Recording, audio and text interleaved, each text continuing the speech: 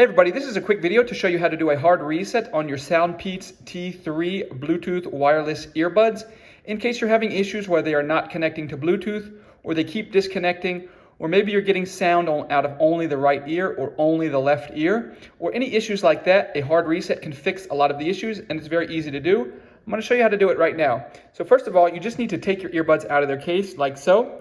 And then we're just going to come in here and we're going to press and hold the button on the back of both earbuds at the same time. And we're just going to keep holding it. The lights may blink a normal speed, like blink, blink, blink. And then after a certain period of time, maybe like 5 to 7 seconds, the earbud will give a triple fast blink. It will go blink, blink, blink, at which point you can let go.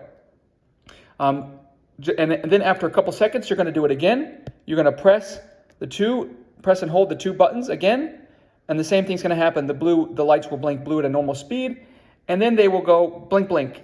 At that point, you can let go, and the earbuds will be turned off. And from there, you can turn them back on, since then they will be reset, so you will need to repair them with whatever device you'd like to listen to them on.